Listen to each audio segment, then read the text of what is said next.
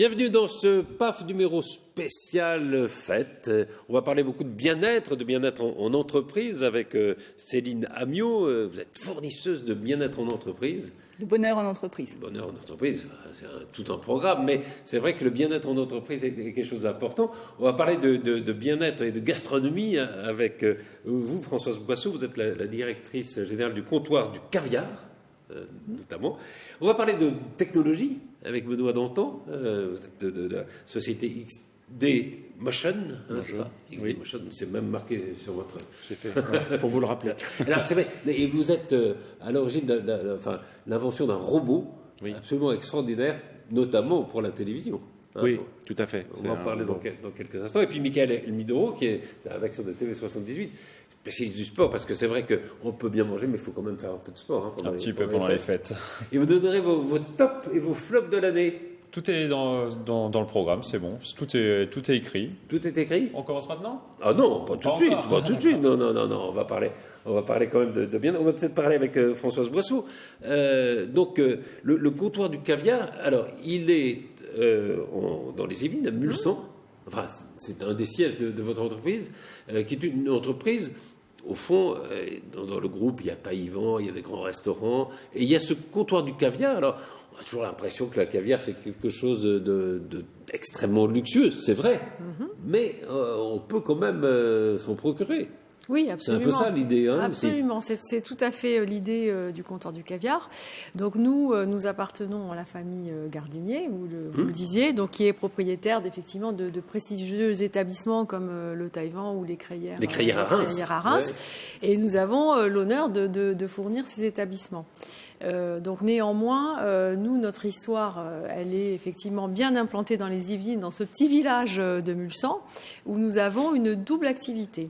Donc, bien entendu, nous appelons comptoir du caviar. Donc, notre métier, c'est d'aller chercher dans toutes les fermes du monde du bon caviar, puisqu'aujourd'hui, le caviar sauvage est interdit. Donc, voilà, on peut plus. Voilà, donc aujourd'hui, prendre des esturgeons. L'esturgeon est une espèce protégée. D'ailleurs, nous, en tant qu'entreprise, nous soutenons un programme du WWF sur la préservation des esturgeons sauvages qui ont été finalement exterminés. Il en reste encore ? Il en reste, mais très peu. Donc, la pêche est interdite depuis 2008. Depuis 2008 définitivement, donc il y avait déjà des quotas et des choses comme ça, mais depuis 2008 c'est un délit de pêcher de l'esturgeon. La mer Caspienne, qui était le principal pourvoyeur de caviar, donc, a été... Pardon, mais quand on vous dit on va vendre du caviar russe ou du caviar d'Iran, etc., donc les gens ont l'impression que c'est du caviar sauvage, exactement. Pas du tout. Vous dites non. Eh bien, écoutez... Sauf si c'est illégal. Voilà, donc aujourd'hui... mais les grandes... On est d'accord que aujourd'hui, c'est vrai qu'il y a une certaine... Alors d'abord, le caviar, c'est pas un produit connu et c'est normal parce que ça demeure effectivement un produit d'exception et de grand luxe, donc tout le monde ne mange pas du caviar tous les jours. Et il est vrai qu'il n'y a pas eu de la part aujourd'hui des acteurs du secteur une grande pédagogie vis-à-vis des consommateurs sur la réalité de la chose. C'est-à-dire qu'aujourd'hui, effectivement, le caviar, c'est du caviar d'élevage. Alors il n'est pas moins bon, mais c'est du caviar d'élevage. Et certaines maisons peuvent entretenir la confusion sur la Russie, l'Iran. Bon, voilà. Alors, il y a des élevages aujourd'hui, effectivement, en Russie et en Iran, ça existe. Bien sûr. Donc, on espère que quand on consomme du caviar russe ou iranien, c'est bien du caviar d'élevage. Voilà. Alors, j'étais voir sur votre site, il y a plusieurs. Il y a évidemment du caviar d'Aquitaine, puisque c'est. Absolument. Alors qu'il y a caviar français. Et la France. Pourquoi l'Aquitaine, c'est-elle. Parce qu'il y a plusieurs élevages en Aquitaine. Absolument. Donc aujourd'hui, le marché du caviar, donc depuis plus de 20 ans, aujourd'hui, les cartes ont été complètement redistribuées, puisque auparavant, c'était effectivement la Caspienne. Donc la Caspienne fournissait, donc via effectivement les Russes et les Iraniens qui se partageaient la mer, le caviar. Aujourd'hui, le principal producteur de caviar au monde, ça étonne, mais c'est la Chine. Bon, voilà, donc ça, souvent, on ne le sait pas, tout simplement parce que... Alors, j'ai vu un reportage l'autre jour sur le caviar chinois. Et alors, il y a des sites internet qui font venir des grandes quantités de caviar pour les fêtes notamment, et qui essayent de vendre, de casser les prix. Et c'est du caviar chinois, en effet. Voilà, bon, après, donc c'est vrai qu'il y a de grosses quantités, c'est le premier producteur. Donc là-dessus, ben, c'est comme tous les produits, il y a à boire et à manger, si j'ose employer une expression un peu triviale. Quand on dépense un peu d'argent, parce que même si j'ai vu, vous avez des choses, on peut pour 25 ou 30 euros, on peut s'offrir du caviar. Hein, donc c'est quand même assez accessible. Mais comment on peut savoir si on achète du caviar? Parce que beaucoup de gens vont sur Internet peut-être. Si c'est du bon ou pas du bon. Alors vous, on sait que c'est une qualité. Alors nous, notre engagement, c'est quand même de fournir de la qualité. Nous, notre maison, nous sommes une maison sérieuse. Ça fait 30 ans qu'on travaille dans le caviar à destination des professionnels, mais maintenant à destination des consommateurs comme vous et moi. Donc tout notre caviar, toutes les provenances sont affichées. Donc nous affichons non seulement le pays d'origine, mais également la ferme. Donc dans certains cas, c'est ça. Il y a plusieurs fermes. La ferme. Donc vous achetez un caviar d'Aquitaine. Voilà. Donc vous savez d'où. Nous travaillons également avec une ferme chinoise sur une certaine variété d'esturgeons très précise, qui est un esturgeon né en Chine. Donc qui donne un très bon caviar. Et là, donc, vous le savez, c'est écrit sur la boîte, caviar du Yunnan de la ferme Amour. Donc nous, notre engagement en tant qu'entreprise, c'est vraiment d'être le plus transparent possible vis-à-vis du consommateur. Donc ça, c'est un premier engagement. Et puis surtout, d'offrir un super rapport qualité-prix avec que du produit de qualité. Et les prix que nous pratiquons, c'est là un engagement de notre part pour avoir des marges qui restent raisonnables. Voilà. Donc oui, c'est ce que je dis. On peut commencer. Enfin, les premiers prix sont les premiers prix sont abordables. C'est pas 500 grammes, hein, mais. Non. Mais si je vous dis que les premiers prix, on est autour de 1 000 euros du kilo. Alors ça ne va pas vous dire grand-chose, mais 1 000 euros du kilo, ça veut dire qu'effectivement, pour 20 grammes, 20 grammes, c'est pour 2 personnes. On dit généralement, il faut compter 10 grammes par personne pour une dégustation. Donc 20 grammes, vous rentrez à la maison, vous faites un petit apéritif de luxe, et ça vous coûte 20-25 euros. Et vous régalez. Enfin voilà. Donc, alors quelle est la différence? Parce que le caviar d'Aquitaine, on l'avait vu, ça coûtait un peu moins cher que le caviar qu'on pouvait se procurer autrefois en Russie, iranien ou russe. Hein. C'est toujours un peu moins cher. Après, quand on regarde, il y a je crois que c'est du beluga. Oui, beluga, oui. Alors, c'est des prix. Alors, c'est quoi la différence pour savoir quelles sont les différences de caviar? Alors, c'est lié. C'est lié à la durée. Déjà, il y a des espèces de poissons qui sont différentes. Donc, le caviar d'Aquitaine, c'est un esturgeon dit de Sibérie. Donc, c'est un petit poisson. Et ce petit poisson, il faut l'élever 5 ans environ avant de récolter le caviar. Donc, mathématiquement, le caviar est moins cher. Par rapport à un ossiètre, par exemple, autre variété, qu'il va falloir élever 10 ou 12 ans. Donc, il faut nourrir le poisson. Donc, tout ça, ça a un coût. Le beluga, c'est un poisson qui est énorme et qu'il faut élever minimum une vingtaine d'années avant de pouvoir récolter le caviar. Et donc, le prix. Alors, on en trouve aujourd'hui, un des principaux élevages se trouve en Bulgarie. Donc une ferme qui est spécialiste de ça et qui a aidé notamment à repeupler le Danube. Donc il a un programme également sur le sauvage, écologique, exactement. Donc il a pris des souches, de beluga du Danube pour faire l'élevage et en contrepartie, il donne également donc des alevins pour repeupler le Danube en beluga. Voilà. Donc on peut à la fois être dans la gastronomie et avoir un idéal écologique, quoi. Oui, mais de toute façon c'est une contrepartie, c'est-à-dire c'est de la défense. Nous on s'est engagé aussi avec le WWF parce que nous sommes négociants, nous ne sommes pas éleveurs. Donc voilà, notre engagement c'est celui-ci. Mais de toute façon une filière saine. Une filière qui fonctionne, c'est tous les maillons de la chaîne, c'est de l'œuf à l'œuf. Donc pour être sûr d'une qualité produit à la fin dans votre assiette, il faut aussi que la souche, que l'élevage, etc. De l'esturgeon, soit bien pour donner derrière un bon produit. Enfin, c'est la même logique que ce soit des poissons ou. Et d'ailleurs, Pourquoi, puisque vous faites partie d'un groupe de luxe, je disais, bon, il y a du caviar, il y a aussi d'autres produits que vous vendez, mais et Tarama notamment, vous êtes un des grands spécialistes du Tarama. Absolument. Mais alors je me dis, mais pourquoi il ne faut pas de la truffe, pourquoi il ne faut pas du foie gras, pourquoi vous pourriez non, parce qu'on a un atelier spécialisé poisson déjà. Alors voilà, donc nous notre atelier, oui, bien sûr, des produits luxe d'une façon générale. Oui, mais après, à chacun son métier. Il vaut mieux faire peu de choses et les faire bien. Vous voyez, enfin après, ce sont des filières. Enfin, c'est tout des savoir-faire complètement différents. Donc il y a un vrai savoir-faire dans le caviar aujourd'hui. Dans la sélection du caviar, enfin tout ce que j'essaie de voilà. Après, il faut aussi, nous on achète des grosses boîtes, il faut savoir les reconditionner dans des petites boîtes. Ça, moi, je ne sais pas le faire. C'est tout ce qui se passe à Mulsanne. Voilà, c'est ce qu'on voit à l'écran. Ouais. Ça, c'est ce qui se passe à Mulsanne. D'accord. Donc, les personnes de notre atelier qui font ça, qui remplissent ensuite les boîtes avec la spatule, moi, je vous mets au défi de le faire parce que c'est compliqué. Ça demande vraiment un tour de main, un savoir-faire, beaucoup d'entraînement. Je me souviens avoir fait une biopsie d'esturgeon. Ah, voilà. Très bien. Pas facile à faire non plus. J'avais été dans le bassin comme ça. C'est ça. Donc c'est vraiment tout un métier. Donc, je peux peut-être m'employer un de ces jours. Écoutez, non mais c'est un métier merveilleux. Voilà, il y a beaucoup de savoir-faire, beaucoup de passion.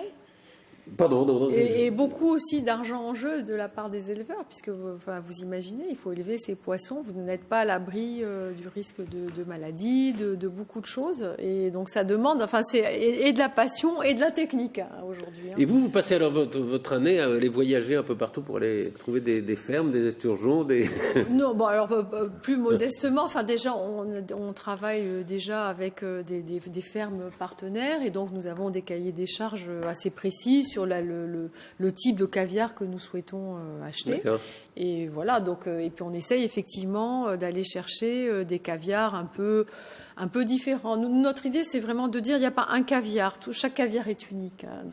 Donc aller chercher pas le meilleur, puisque chacun son goût, mais montrer la diversité du caviar, des différentes variétés, des différents goûts, promouvoir le travail des fermes et surtout le rendre accessible aujourd'hui aux consommateurs en pratiquant des prix qui soient justes. Alors chez nous, si vous allez dans la boutique, c'est très simple, le comptoir du caviar vers la Madeleine, il n'y a pas de lustre en cristal, tout ça, c'est un comptoir. Mais nous, notre philosophie, c'est plutôt de dire la vérité, c'est le produit, c'est ce qu'il y a dans l'assiette. Chez nous ou chez vous, vous le ramenez et puis on le voit à l'écran, nous essayons de promouvoir des modes de consommation simples. Vous voyez, parce que si vous devez attendre, je sais pas, le 50e anniversaire de mariage, aller dans le restaurant étoilé, etc., vous ne mangerez jamais de caviar de votre vie. Alors que là, vous venez chez nous ou dans une autre maison, peu importe. Mais voilà, vous pouvez acheter une boîte de caviar. Donc on vous dit, là, par exemple, vous pouvez faire des coquillettes au caviar et au crabe. Oui, c'est magnifique. Ça, c'est génial. Ouais. On n'est pas obligé d'avoir une quantité énorme de caviar. Exactement, voilà. Donc les coquillettes, on en a. Voilà, vous râpez un zeste de citron vert, un peu de ciboulette, vous mettez du crabe si vous en avez. Magnifique. Vous rehaussez ça d'une belle cuillère de caviar. C'est la fête. Vous passez avec une bonne bouteille, vous passez une soirée et un dîner d'exception. J'ai une question. On a vu en quelques années la démocratisation d'un certain nombre de produits. Je pense au foie gras. Le foie gras, il y a 30 ou 40 ans, on en mangeait 2 fois par an. Maintenant, on en mange beaucoup plus. Le saumon. Oui. Est-ce que vous pensez que ça va être la même chose pour le caviar ou ça va quand même rester un produit un peu d'exception ? Après, en termes de mode de consommation, je pense que effectivement, c'est plus. Déjà, le coût de revient est réel et plus élevé, donc ça va. Voilà, de toute façon, il y a un coût. Donc c'est quand même plus difficile d'élever des esturgeons que des canards. Voilà, et les modes de consommation font que aussi, on va pas manger du caviar tous les jours. Néanmoins, je pense que tout ce qui s'est passé sur la filière du saumon il y a quelques années, avec une dégradation de la qualité, les scandales sanitaires, toutes ces avalanches de choses terribles qui se sont passées, sont une bonne leçon pour des filières plus jeunes, comme celle du caviar d'élevage, qui a une vingtaine d'années. En gros, un peu plus longtemps, mais vraiment une vingtaine d'années, et c'est des bonnes leçons. C'est des bonnes leçons, puisque en fait, quand même, on se rend compte, ça sert à rien de tirer les prix et de faire des mauvais produits. À la fin, il se passe rien. La filière s'effondre et Donc on a tous plutôt intérêt à travailler main dans la main et à promouvoir un super produit et avoir la pédagogie pour le consommateur et le faire découvrir. Il y a des nouveaux clients ou pas? Mais écoutez, nous, on essaye. Alors après, c'est notre échelle. Nous, on est tout petit, vous savez, donc on est petit. Mais moi, je vois avec plaisir, en tout cas dans notre boutique, ce qui est intéressant, c'est de voir aussi qu'on attire les jeunes. Oui. Hein, voilà, parce que quand vous êtes jeune, vous avez moins d'argent en général, mais cette curiosité, ces fameux millennials, les foodies, hein, donc qui aiment bien dépenser de l'argent pour la nourriture, hein, qui sont gourmets, en fait, c'est un vrai plaisir. Ils sortent beaucoup au restaurant, ils dépensent pas mal d'argent et ils ont plaisir à découvrir le caviar. Vous voyez, donc ça c'est les réseaux sociaux aussi, ça a impacté bien sûr. Et nous essayons de promouvoir des modes de consommation. Je vous dis, les coquillettes. On va pas le boire forcément avec de la vodka. Un bon verre de vin blanc, ça fait l'affaire. Du champagne si on est riche ou un super bon crément, ça fait l'affaire aussi.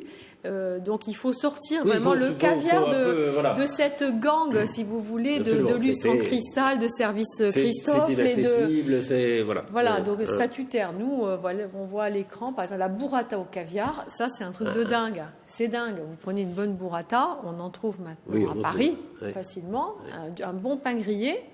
Et là, génial, ça c'est génial. Et vous le partagez, ça vous fait une entrée à partager de fête ou un apéro dînatoire comme on fait tous, même les moins jeunes comme moi. Aujourd'hui, on aime bien faire ça. Vous mettez ça sur la table, des taramas, voilà. On voit, nous on essaie de... On fait déguster aussi dit à la royale. C'est les professionnels qui dégustent comme ça, le caviar, hop, comme ça. C'est très amusant. Voilà, pas de chichi, vous vous régalez, c'est fun. Voilà, vous passez un bon moment. Qu'est-ce qui a déjà mangé beaucoup de caviar ou Benoît, non? Oh oui, pas tant que ça quand même. Non, mais j'ai été amusé par les coquillettes parce que je me dis, moi j'ai 5 enfants, je pense qu'ils vont adorer. Donc futur client pour vous. Pour les enfants, ce que vous pouvez faire, vous faites les coquillettes pour eux et puis vous mettez le caviar pour vous. Ça peut être une solution, mais je pense qu'effectivement les enfants de plus en plus, surtout si on leur fait goûter jeune, ils restent pour la vie après. Mais moi j'ai 3 enfants encore jeunes et ils adorent en fait. Féline Amiot, c'est extraordinaire. Bonheur en entreprise, ça c'est formidable. Vous amenez un peu de caviar. Oui, tout à fait. Ils vont être contents. Ça fait l'événement en tout cas. Françoise Boisson, on peut parler un tout petit peu de vous, de votre parcours? Oui. Parce que vous avez un parcours assez incroyable. Vous êtes normalienne. Oui, voilà, vous êtes allé exhumer mon CV, d'accord. Oui. Alors oui. Non, moi, écoutez, moi je suis. Normal Sup, c'était quelle section? En lettres. En lettres. En lettres. C'est ça, oui. Donc moi, c'est vrai que je suis quelqu'un d'assez passionné. Et j'ai la chance jusqu'à présent d'avoir fait tout ce que j'avais envie de faire. Donc c'est vrai que j'ai eu la chance d'avoir ce concours extraordinaire de Normal Sup en lettres. Donc ça ne se refuse pas, mais je savais. Non, ça se refuse pas. Voilà. Ça se bosse. Voilà. Et donc quand vous avez la chance d'être reçu, donc c'est extraordinaire. Moi néanmoins, je savais dès le départ que je n'étais pas du tout faite pour l'enseignement. Ah, vous vouliez pas faire de l'enseignement? Vous avez fait Normal Sup, mais parce qu'en principe, vous devez des années, moins 5 ans. Oui, alors j'ai enseigné, donc j'ai enseigné un petit peu, et puis après, je me suis réorientée assez rapidement vers le commerce. Et donc j'ai fait le concours d'admission directe en HEC, à d'HEC, donc je connais bien Jouy en Josas, voilà. Et franchement, ça a été un choix génial que je ne regrette pas du tout, puisque ça m'a permis de faire ce que j'aime en fait, c'est de travailler dans des secteurs. Donc j'ai travaillé longtemps dans le secteur cosmétique, L'Oréal. J'ai adoré faire ça. Et puis la passion de l'alimentaire, ça c'est quand même une passion personnelle que j'ai depuis toute petite. Et c'est vrai que je suis super gourmande. Je vois pas, donc super gourmande. Faites attention. Oui, je fais attention. On est obligé, donc il faut compenser. Marquer le caviar, ça fait pas. Non, le caviar, mais j'ai travaillé dans le chocolat. J'ai des kilos de caviar. Non, le caviar, c'est bon parce que vous avez des oméga 3. Ah oui, c'était dans le chocolat avant. Oui, alors ça, c'est le chocolat, c'est une autre histoire. C'est une autre histoire. Maigri depuis. Maigri, non, mais bon, après, vous faites avec l'âge aussi, vous faites des arbitrages entre le verre de vin, le chocolat, le dessert, l'entrée, etc. Donc ça, c'est. Vous êtes dans un secteur qui est, alors, particulier, mais qui est qui appartient quand même au secteur du luxe. Oui, absolument. C'est un secteur qui représente bien la France, mais qui est encore un des secteurs qui est même le secteur peut-être qui marche le mieux en France, non? Oui, c'est un secteur. Et puis, franchement, sur la gastronomie de luxe, la France a une carte à jouer extraordinaire. Enfin, c'est extraordinaire, tous les produits que nous avons. La gastronomie au sens large, le vin, c'est aujourd'hui. Donc, c'est un secteur... effectivement, qui pèse lourd économiquement et qui a des perspectives de développement dont je considère qu'elles sont aujourd'hui encore immenses. Et c'est vrai que dans certains cas, on peut manquer un peu de dynamisme sur l'export et la valorisation de nos produits. Ça, alors, on va parler de technologie dans un instant avec vous, Baudin Donton, mais peut-être on peut commencer, Michael, par votre top, parce qu'on a parlé de gastronomie, donc maintenant il faut faire un peu d'effort. Vous avez quelqu'un qui en fait un. Alors, c'est votre top en sport de l'année. Hein. C'est ça, exactement. Mon top en sport de l'année, c'est du cyclisme sur piste. Aujourd'hui, je vous propose le portrait d'un pistard qui a marqué 2019, Quentin Lafargue, le sportif licencié au Vélo Club Elancourt Saint-Quentin-en-Yvelines, a remporté 3 titres majeurs cette saison, des performances qui devraient l'emmener aux Jeux Olympiques. Patrice, regardez ce reportage. Quentin Lafargue, c'est l'histoire d'une mécanique bien rodée. Le pistard a commencé le vélo à l'âge de 12 ans dans une école de cyclisme en Gironde. C'était en 2003 sur le vélodrome de Bordeaux. Comme tous les jeunes, j'ai vite eu quelques résultats et ça m'a surtout beaucoup plu. Toutes les épreuves liées au sprint, à la vitesse. J'avais un gabarit assez corpulent quand j'étais plus jeune et surtout plus corpulent que les autres. Et du coup, je prenais beaucoup de plaisir à faire des disciplines de sprint. Aujourd'hui, Quentin Lafargue a 29 ans et il côtoie un autre vélodrome, le National à Saint-Quentin-en-Yvelines. C'est ici que le sportif décroche ses premiers résultats sur la scène internationale. En 2016, l'athlète remporte l'or sur le kilomètre lors des championnats d'Europe. En 2015, première médaille sur un championnat du monde avec le bronze en vitesse individuelle. C'était vraiment le dernier sprint du championnat. Après moi, ils ont éteint les lumières presque. Donc voilà, c'est une vraie belle image. Moi, j'en retiens énormément d'émotions. Et voilà, 6000 personnes qui crient pour te faire pédaler un tout petit peu plus vite, voilà, j'oublierai jamais ça. 2015, une année particulière, mais 2019 restera une année unique pour Quentin Lafargue. Le sportif a remporté cette année 3 titres, 3 médailles d'or sur le kilomètre lors des mondiaux, les championnats d'Europe et de France. Une très belle saison 2019 sur laquelle physiquement j'ai montré que la progression suivait son cours. Et en tout cas, voilà, ce qui donne beaucoup de confiance pour la suite. Ça faisait quelques années qu'il tournait un peu autour du pot et je dirais que cette année, elle a été l'année de la consécration de Quentin, mais ça fait quand même quelques années qu'on sent que Quentin peut faire de grands résultats. Des résultats qui permettent à son équipe, le Vélo Club Elancourt Saint-Quentin-en-Yvelines Team Vousser, d'avoir un rayonnement international. Quentin Lafargue a rejoint cette structure en novembre 2018. C'est une fierté, c'est exceptionnel. C'est quelqu'un de humble et porté vers la jeunesse, un exemple. Quentin Lafargue espère maintenant décrocher son billet pour les Jeux Olympiques de Tokyo l'année prochaine, en espérant que 2020 soit une aussi belle année que 2019. C'est spectaculaire, hein, le cyclisme sur piste. Et spectaculaire, oui, effectivement. Ouais. C'est pas comme le cyclisme sur route, hein, qui est vraiment beaucoup plus long, qui est beaucoup plus dans l'endurance. Ouais, mais pourquoi il fait de la piste plutôt que de la route? Alors, il a commencé, comme je le disais dans le reportage, il a commencé par la route. Ouais.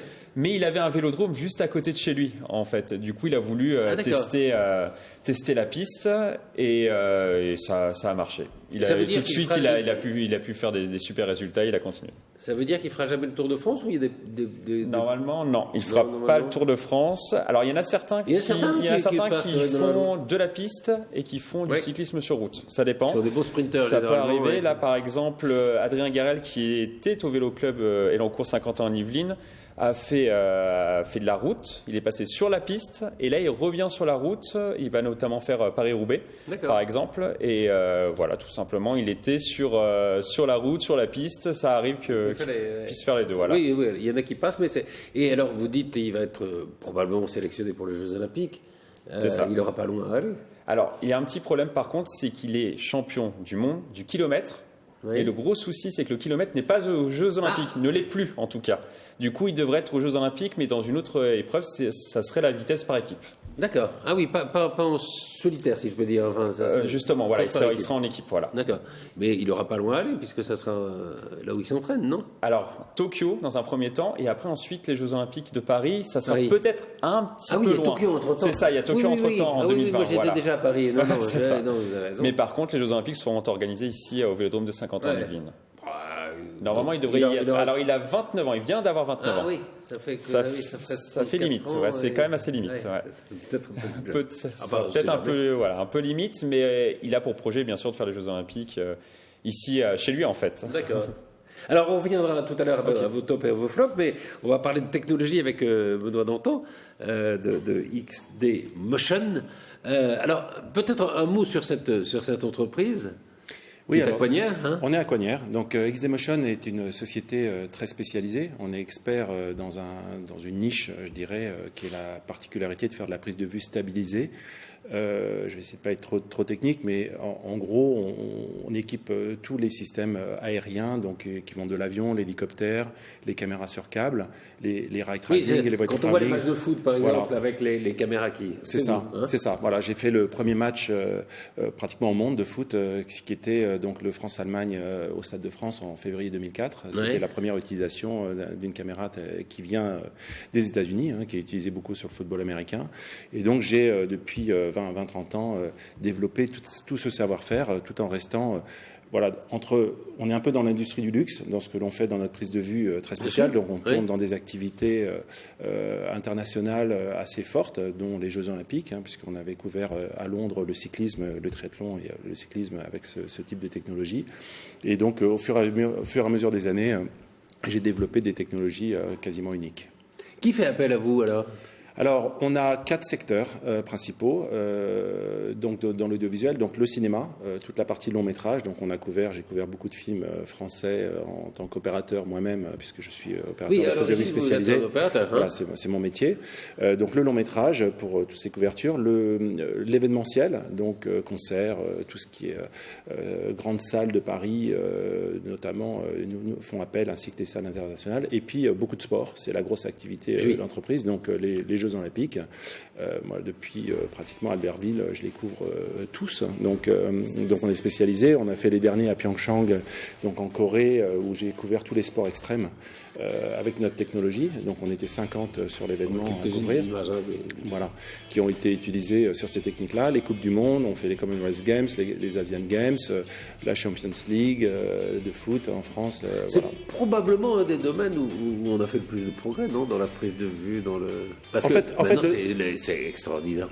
En fait, le sport et notamment les Jeux Olympiques, c'est un challenge permanent. C'est-à-dire qu'en fait, les réalisateurs et l'organisation des Jeux Olympiques nous poussent toujours dans nos retranchements. Donc, il faut toujours innover, toujours aller plus loin. J'ai fait les premiers drones de prise de vue aérienne sur Sochi. Donc en Russie, c'était la première fois que ça avait été utilisé. C'était un gros challenge sur le slopestyle, qui était une nouvelle discipline donc de snowboard, de ski spécifique. Et c'est vrai qu'on nous pousse très loin dans la technologie et surtout que la qualité augmente. Donc c'est un facteur de sécurité aussi qui est très important, sur lequel on a une grande expertise, puisqu'en France, il faut savoir que la réglementation d'utilisation de ce type d'outils est la plus ferme et la plus dure au monde. Il n'y a pas plus difficile. Un plafond vert un jour. Non. Est-ce qu'il y a toujours des progrès possibles? Non, je pense que c'est incroyable. En fait, ce qui est incroyable, c'est tout simplement la miniaturisation, qui aujourd'hui, on est parti de choses extrêmement lourdes et. Quand on filmait un match de foot dans les années 70, j'ai vu des pieds comme ça et là aujourd'hui la miniaturisation, l'objectif c'est l'immersion vraiment. L'objectif dans le sport, en l'occurrence, c'est d'être avec le sportif, le plus proche possible, et donc d'avoir toutes ces sensations. On va vivre l'action. Quand on filme, par exemple, Usain Bolt, quand il faisait moi j'ai commencé avec lui quand il a démarré sur Paris 2003 sur les championnats du monde. C'est vrai que là, on vit avec lui, on est avec lui. Cette caméra qui file à 10 mètres secondes. On se rend vraiment compte, nous en tant que techniciens, de l'effort que le sportif amène. Donc notre demande, c'est de tourner avec des moyens techniques le plus proche possible et surtout montrer la technique du sport. C'est ce qui est important. Par exemple, lorsque j'ai mis la première fois le câble cam sur le rugby, sur les 6 nations qu'on couvre au Stade de France, eh bien la mêlée qui est prise par-dessus, ça nous a permis de montrer la déformation de la mêlée. Chose qu'on ne voyait jamais. On verra un jour dessous, non, ce qui se passe. Alors j'ai beaucoup de négociations à faire avec la pelouse du stade pour y arriver. Si ça castagne un peu dessous. Et les arbitres également. Mais vous avez remarqué que les arbitres sont équipés déjà. Donc on n'est pas très loin, puisqu'aujourd'hui les arbitres ont des caméras et même le son, et ils sont déjà équipés. Et la VAR, par exemple, c'est vous ou pas? Non, c'est pas nous. Non. C'est dommage, peut-être. Oui, peut-être, oui. Mieux ça que ça ne l'est. Ouais, alors, je crois qu'on a un petit clip sur l'entreprise. On va la regarder, puis on en reparle tout de suite après. XD Motion, donc.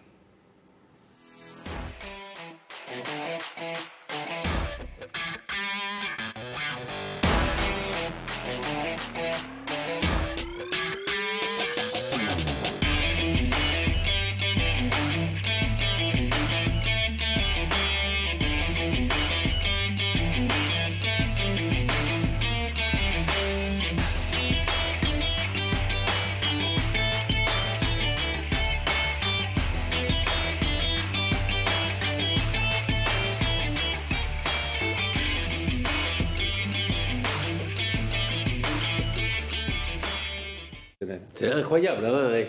Parce que c'est vrai que là, on a maintenant la sensation d'y être, quoi, enfin d'être à côté, et même mieux, presque. C'est un problème, hein, d'ailleurs, parce qu'on est presque mieux devant un écran. Je vous avoue franchement que, par exemple, je citais un exemple sur un concert que j'ai filmé, je l'ai revu en salle, donc en grand écran, j'étais mieux. J'ai beaucoup plus apprécié. Le son, la technique, la qualité d'image, tout ce qui était. C'est incroyable. Alors pour le sport, il y a quand même l'ambiance. Voilà, c'est ça. Je dis ça pour pas que les gens restent chez eux. Non, c'est sûr. Non, mais je pense que c'était assez amusant de voir le concert et ensuite d'aller le revoir en salle. Je pense que c'est deux ambiances différentes et complémentaires. On est assez content de finalement vivre les deux expériences. Mais c'est vrai, un événement sportif, on ne le voit pas tout à fait de la même façon selon qu'on est dans l'événement. Alors c'est vrai qu'il y a l'ambiance, mais c'est vrai que parfois on voit mieux quand on est devant un écran. Quoi. Après les écrans intègrent quand même maintenant les matchs sportifs. On le voit notamment sur les matchs de Ligue 1. Maintenant, il y a des grands écrans sur les côtés des stades. Voilà. Et il y a même dans les avec loges, des statistiques. Même dans les loges, les gens ont des écrans, ils regardent parfois plutôt l'écran que le match alors qu'ils sont au stade, c'est vrai. Comment est né XD Motion alors, moi, ça fait 30 ans que je suis dans ce métier. Je suis un passionné. Je suis opérateur de prise de vue, donc c'est véritablement l'essence même de mon savoir-faire. Et en fait, j'ai recherché des outils très spécifiques, dont certains j'ai fait un certain temps avec vous. Voilà, vous vous rappelez voilà, c'est ça. On a innové. Vous avez été le premier à faire. On avait une caméra sur rail, on était les premiers à l'avoir. Les premiers au monde. Ça n'avait jamais été une caméra pour une émission. C'est nous, avec Christophe de Chavannes aussi au 102, quand j'étais sur place. Et c'est vrai qu'on avait fait, ça a été les débuts, donc dans les années 90. Et à partir de là, j'ai été précurseur dans le drone, puisque j'ai fait les premières prises de vue drone au monde dans les années 95. 95, ça existe déjà le drone ? Oui. Donc à partir d'hélicoptères, j'ai commencé à faire des défilés de... Ah oui, à partir d'hélicos ? D'hélicos, mais miniatures. Ah, donc c'était des hélicoptères miniatures. Donc vraiment un drone, quoi. Enfin, on a vraiment en fait, c'est assez amusant parce que j'ai créé le poste de pilote au sol. Voilà, qui n'existait pas en France, on a créé ce poste-là. Et donc on est parti de cette technique, et ensuite je suis arrivé avec mon métier à travailler dans le monde entier, et j'ai fait des rencontres de beaucoup d'ingénieurs, de beaucoup de techniciens, etc. Et finalement chacun travaillait dans son coin, et mon rôle a été finalement de les exposer par rapport au marché et de prendre cette technologie et de les utiliser. Donc j'ai créé les propres outils aquanières comme le Cable Cam, le X-Fly qui s'appelle chez nous en multidimension, qui vraiment, et le robot qu'on verra tout à l'heure, qui sont des technologies très très pointues et spécifiques. Et c'est finalement en tant qu'artiste qui peut peindre une toile, il nous faut des outils pour ça. Et finalement j'ai créé ou j'ai recherché les outils adaptés. Et ce qui est assez amusant, c'est que en rencontrant les réalisateurs du monde monde entier, puisque les Jeux Olympiques... Oui, parce que vous travaillez pour le monde entier. Pour le monde entier. Finalement, c'est un enrichissement exceptionnel. C'est-à-dire de pouvoir avoir ces demandes... C'est-à-dire qu'eux vous demandent des choses, est-ce qu'on peut faire ça, est-ce qu'on pourrait faire ça, on a fait Jurassic Park en 360 degrés avec 32 caméras à Hawaï, installées sur caméra sur câble. Ça a été pour moi un challenge énorme de travailler dans des techniques sur un volcan et en pleine jungle, ou tourner des mascarés en fin fond de l'Amazonie avec des équipes d'hélicoptères, etc., qui sont extrêmement pointues. Donc c'est toujours des challenges techniques. La grosse difficulté, c'est qu'il faut mettre tout le monde en sécurité, parce qu'il faut aussi être conscient que quand on est au Stade de France, on vole au-dessus de 80 000 personnes, plus les joueurs, donc c'est quand même une pression importante aussi. Donc tout ce mélange-là crée, je dirais, un mélange de métiers et notre expertise, et j'adore ça. Donc je pense que c'est un peu les mêmes. On a la passion, on peut venir faire un film chez vous exceptionnel et raconter votre image, ou même dans toutes les activités. Alors, il y a des fois où vous avez eu la trouille. Alors, il faut de toute façon, et je pense que ça c'est vrai pour tous les métiers, il faut l'avoir. Parce que c'est ça la sécurité. Ouais. Si vous ne l'avez pas, c'est de l'inconscience. Donc il faut le maîtriser. Je pense que c'est comme un alpiniste. Un alpiniste, il est toujours 1 ou 2 degrés en dessous de son maximum s'il n'est pas accroché. Il ne va pas aller au maximum. S'il est accroché, il va dépasser ses limites, mais en général, il n'essaie quand même pas d'aller au-delà et de risquer sa vie. On est dans l'extrême. Nous, ce qu'on fait, c'est de l'extrême, permanent. Et de l'innovation. Et donc, la difficulté aujourd'hui, c'est que les clients trouvent ça très facile à faire, et donc ils nous donnent des délais de plus en plus courts pour les réaliser, et pour nous, la difficulté reste toujours entière. Donc c'est ce qu'on doit maîtriser au quotidien. Le tournage le plus compliqué pour vous ? Le tournage le plus compliqué, ça a été l'introduction de Vladimir Poutine au Kremlin, où en fait, ils nous ont simplement demandé d'installer le câble au-dessus du Kremlin, sur 1 kilomètre de long.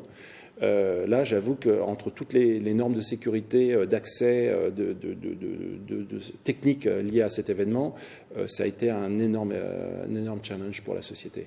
C'était quoi, cette dernière réélection là ? On a fait les 2 dernières on a utilisé une fois au-dessus du Kremlin en 2 dimensions, donc la caméra pourrait descendre, et on l'a utilisé 2 fois 1 kilomètre devant le Kremlin en utilisation, et c'est vrai que c'était dans des contraintes d'un pays qui ne suit pas forcément les réglementations que l'on a en Europe, une difficulté aussi à maîtriser toutes les normes de sécurité et de les exiger.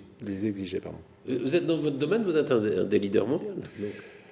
Écoutez, en tout cas un expert, c'est sûr, dans ce que l'on réalise. C'est une niche, on est peut-être 5 au monde à ce niveau-là, donc on est peu nombreux. Et vous connaissez tous ? On se connaît tous, on s'apprécie beaucoup, et on travaille ensemble. Et vous travaillez ensemble. Je suis assez moderne moi j'aime bien travailler avec mes concurrents.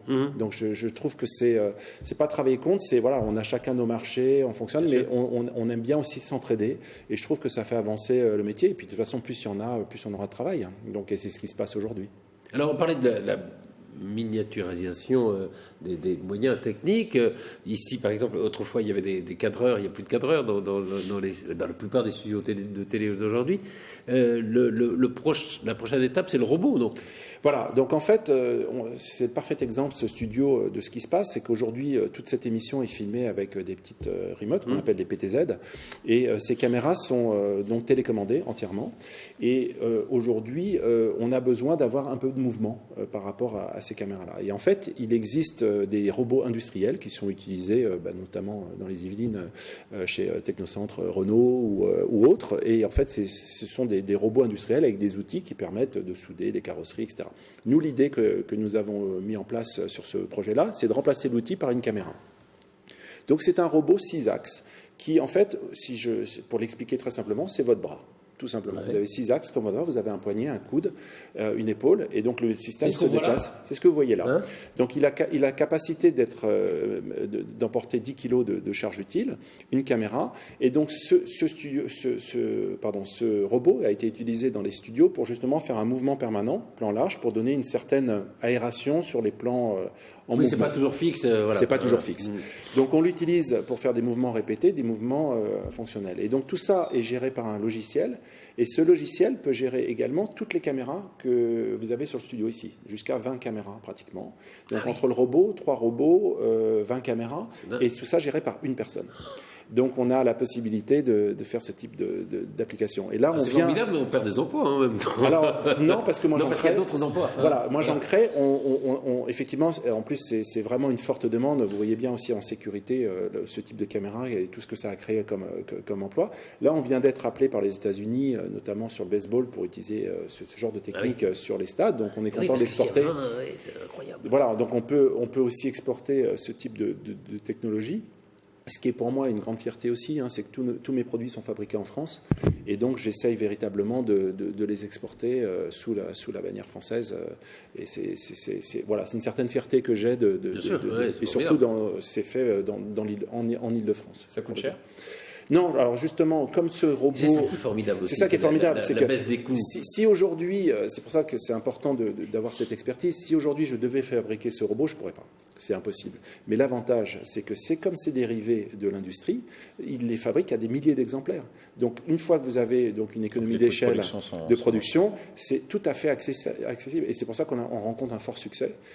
Bien sûr, il faut le rendre stable, possible pour ce qu'on appelle le broadcast dans l'utilisation, mais voilà, il y a des modifications qu'on est obligé d'apporter, mais ça reste véritablement un outil très accessible pour les chaînes de télévision, et d'où l'intérêt de l'utiliser de plus en plus.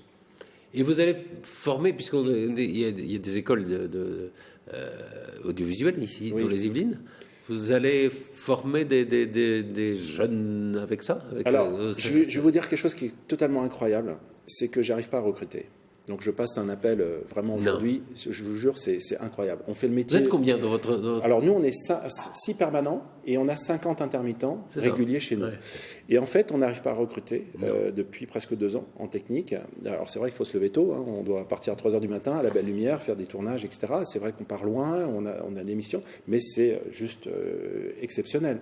Donc c'est incroyable. Voilà, c'est incroyable. Donc l'idée, on en a parlé avec donc TV78 et tel qu'on essaye de mettre en place, c'est que je me suis dit, finalement, Coignières, par rapport au plateau, on est juste à côté. Mm-hmm.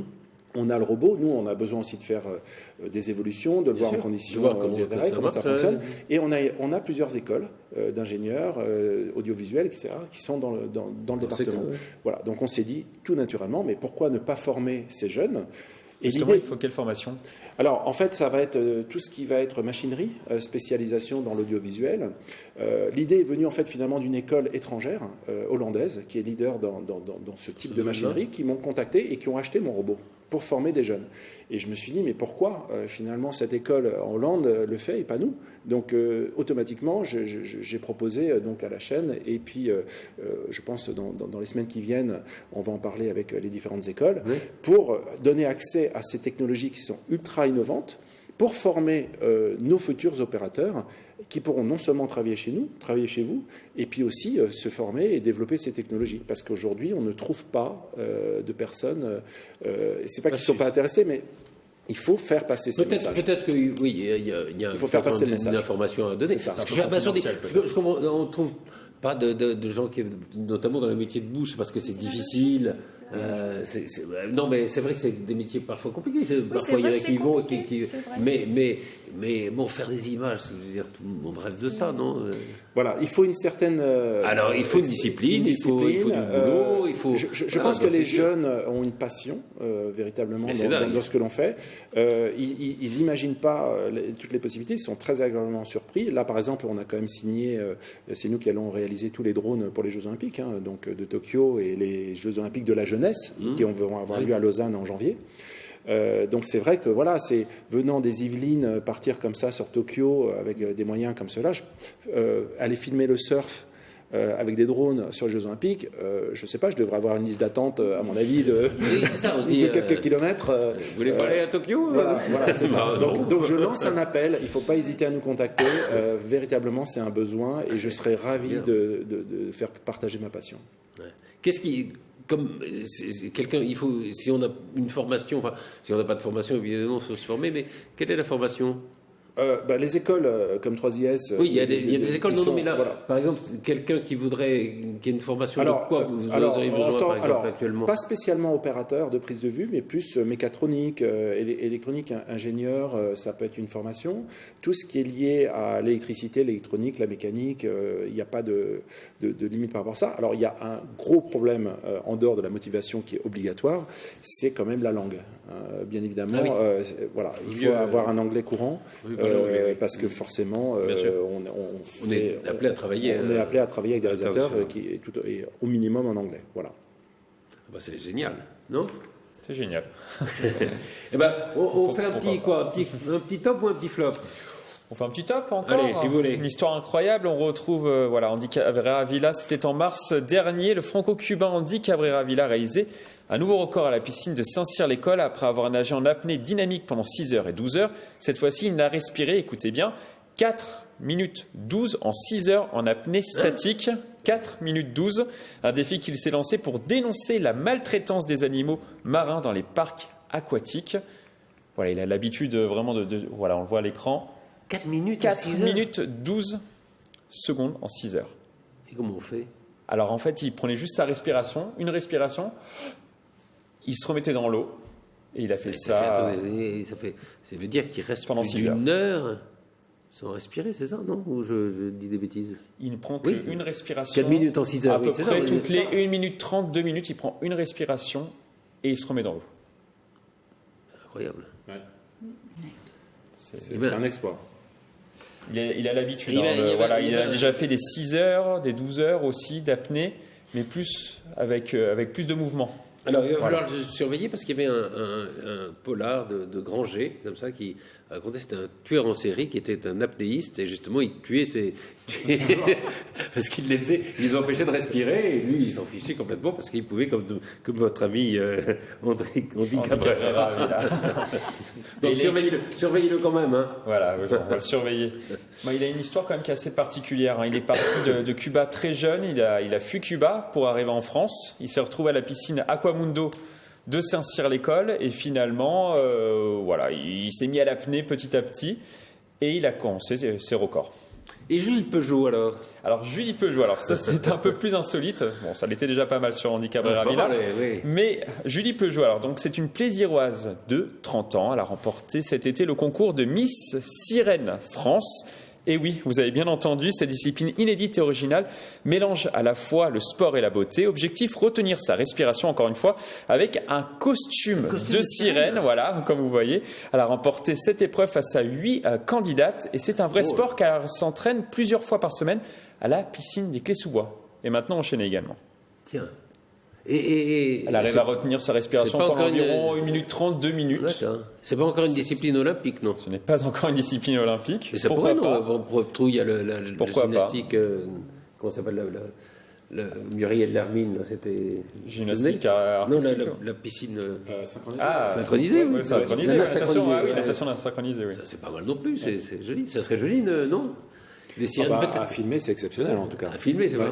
Et puis peut-être qu'on peut leur donner des costumes d'esturgeon. C'est pas mal.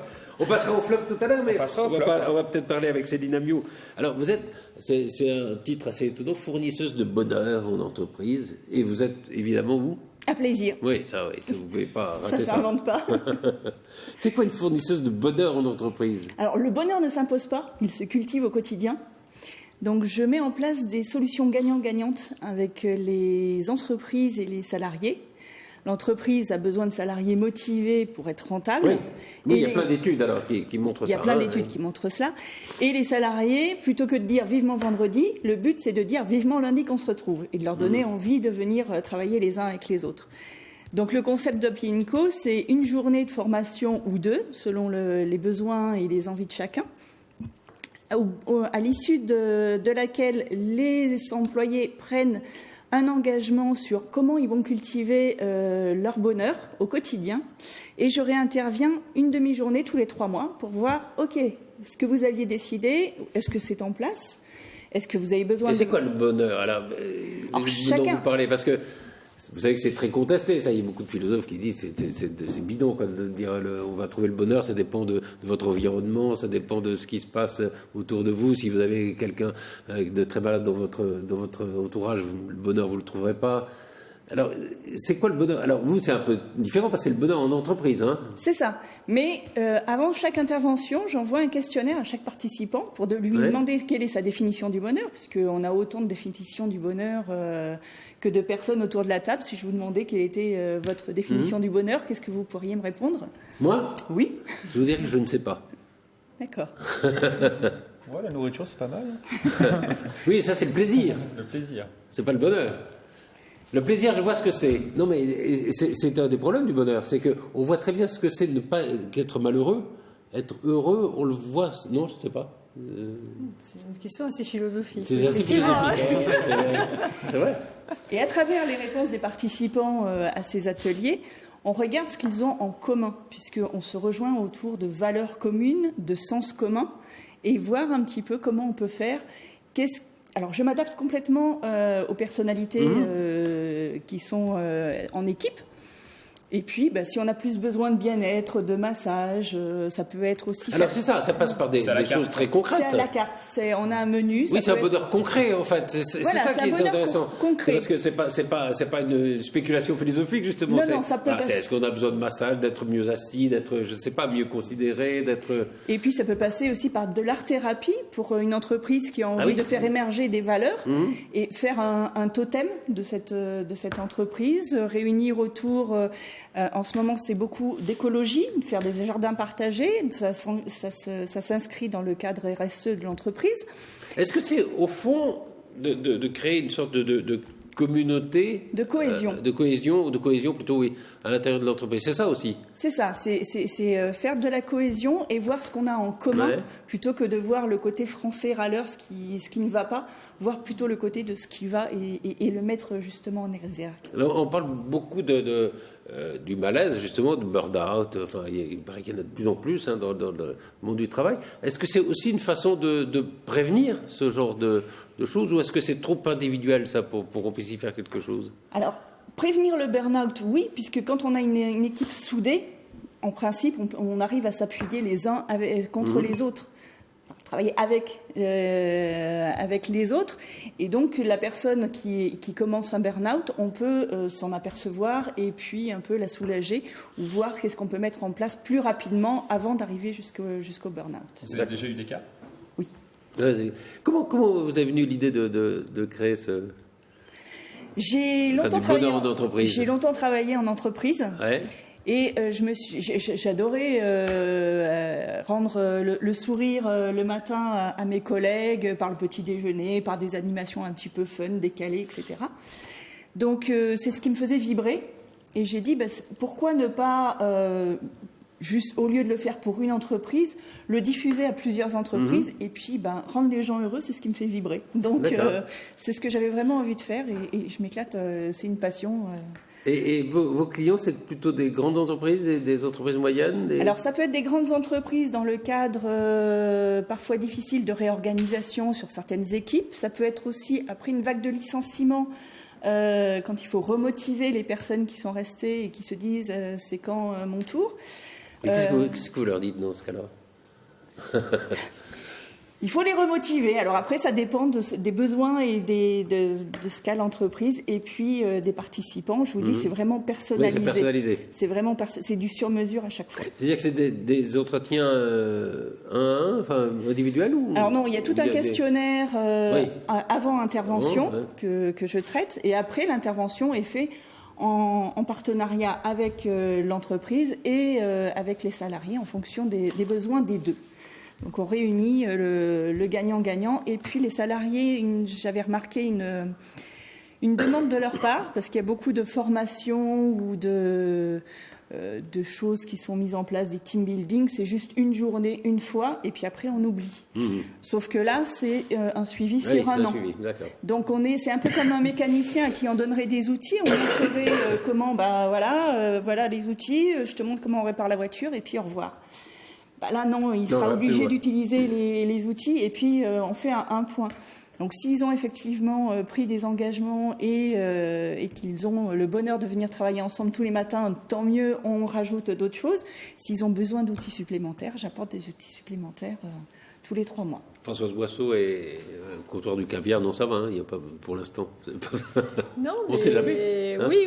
Après, moi, je pense que ce qu'il faut, enfin, nous, notre philosophie, c'est plutôt de travailler avec du sens, quoi. Ouais. Et la fierté de ce qu'on fait. Donc, comme vous le dites très bien, enfin, nous, on est super contents de venir travailler tous les matins parce que. Oui, ça. Benoît Danton, on est fiers des produits qu'on fait. Oui, et même à plus grande échelle pour nous, entre guillemets, par rapport au nombre de téléspectateurs sur lequel on touche, c'est transmettre du bonheur, c'est aussi cette émotion. Je pense que c'est donner un peu. Enfin, pour moi, la définition, c'est transmettre, donner, et pas uniquement recevoir. Je pense que c'est aussi, on reçoit en ayant donné. Je pense que c'est la règle qu'on essaye de humainement se mettre en place. Et on fait aussi un travail autour des valeurs de l'entreprise, parce que certaines entreprises ont des valeurs intrinsèques, mais ne communiquent pas à l'extérieur des valeurs. Donc on fait aussi beaucoup de travail sur les valeurs de l'entreprise et le sens du travail des salariés. Michael Midoro, très vite, parce qu'il ne nous reste plus beaucoup de temps. Vous aviez un flop. Un flop, oui. C'était l'Open de France de golf. Cette édition 2019 a été un peu triste. L'European Tour, les organisateurs avaient décidé de placer l'Open de France. C'est ça, voilà. Seulement 24 200 personnes se sont déplacées sur l'événement contre 48 000 sur les dernières éditions. Mois d'octobre, c'est pas beau. C'est ça. Moins de joie, mais un très bon gagnant quand même. Un très beau gagnant avec Colserts, qui est belge, franco-belge, qui a gagné. Mais voilà, les organisateurs ne s'y sont pas retrouvés, on va dire, au niveau des chiffres, à tel point que l'Open de France pourrait être délocalisé. Ce n'est pas encore officiel, mais dans le sud de la France. Voilà. Benoît Danton, vous filmez le golf ? Oui. Ouais. Oui, j'en ai fait. Sur l'Open, j'étais un peu en colère parce qu'effectivement, on était juste à 500 mètres, donc on n'a rien pu mettre en place parce que ça a été géré directement par l'organisation anglaise. Oui, c'est ça. C'est le problème des poules. Donc c'est vrai qu'à un moment donné, voilà, sur l'European Tour, donc c'est vrai que je pense qu'il y a un travail à faire sur la coordination aussi dans chaque pays. Et la Ryder Cup non plus, vous n'avez pas travaillé sur Non, j'ai pas travaillé sur la Ryder Cup, mais on a fait d'autres tournois et c'est vrai qu'à Evian notamment, féminine. Très beau tournoi. Ah oui, magnifique le tournoi des Voilà, Lions. Exactement. Oui, c'est un magnifique tournoi. Il faut un peu se creuser la tête ou pas quand on filme du golf? C'est un des sports ça ne bouge pas forcément beaucoup, contrairement à l'athlétisme, extrêmement par technique exemple, et en fait, je ne sais pas si vous imaginez les opérateurs qui suivent les balles de golf, mais nous on arrive à le faire d'avion. Donc c'est. Parce qu'autrefois on disait qu'il fallait les cadreurs étaient des types qui jouaient extrêmement bien au golf, qui avaient des handicaps très bas parce que c'était les seuls à pouvoir suivre une balle. Oui. Maintenant ça a changé. Et on a en plus voilà. Comment ça s'appelle tous les graphiques qui permettent aujourd'hui toutes les analyses qui aujourd'hui et c'est ce que l'on fait notamment avec toute la robotisation et nos systèmes, c'est ce qu'on appelle la réalité augmentée qui vient aussi se rajouter sur toutes ces images qui sont pas toujours faciles à percevoir par le grand public si elles sont pas un peu ralenties ou décortiquées par des graphiques qui permettent de les animer un peu plus facilement. Il faut créer le spectacle. Voilà. Alors, je ne sais pas si vous avez la musique. Je vais vous offrir, c'est le centre de musique baroque. Voilà, 2 idées de cadeaux. C'est un contre-ténor. On connaît Jarouski. Lui, c'est un très très bon contre-ténor. C'est le centre de musique baroque. Et puis il y a baroque, pardon. Et puis il y a Raoul Barbe-Bleue aussi. Voilà, 2 idées de cadeaux. Si vous aimez bien la musique. Merci infiniment Françoise Boisseau. Merci Céline Amiot. Merci Benoît Danton et merci Michael Elmidoro. Et puis bonne fête à tous. Bonne fête. Bonne fête.